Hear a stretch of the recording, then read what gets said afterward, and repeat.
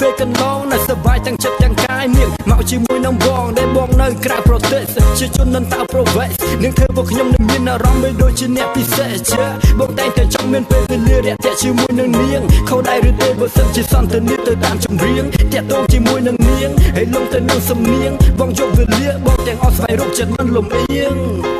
អូពេលដែលបងដែលនឹងនាងហាក់បីដូចជាមានលៀបនាងថានាងចាប់អារម្មណ៍ទៅសៅបុរសណាដែលសុភាពហើយបងមិនដាក់សុភាពគឺសាគាត់ដែល gangster shit បើសិននាងចូលចិត្តសំណល់លទ្ធិបតេយ្យភាពបងមានមោទនភាពដែលបានអូនដើរជាមួយនឹងបងពួកយើងទាំងពីរនៅនេះបង្ហាញថាអត់មានជាប់ចំណងរីករាយបាន3ត្រកងមិនមានអ្នកដាក់ដំណំសូមអរគុណដល់ពិសេសដែលនាងមិនចិត្តបើកភ្លើងបៃតង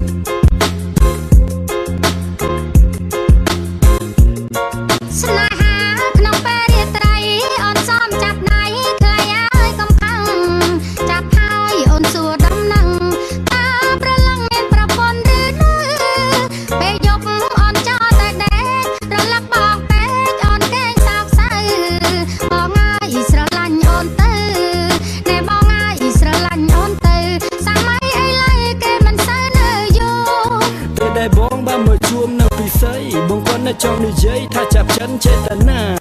បើសិនជាអាចបានកំដរជាមួយនឹងអូនយំនឹងណាថ្លៃជាយំដំបងនាងថានាងកេងស្រមៃរៀងរាល់រាត្រីចង់បានបងជាគូសង្សារអូននឹងបានសម្រេចដោយក្តីប្រាថ្នា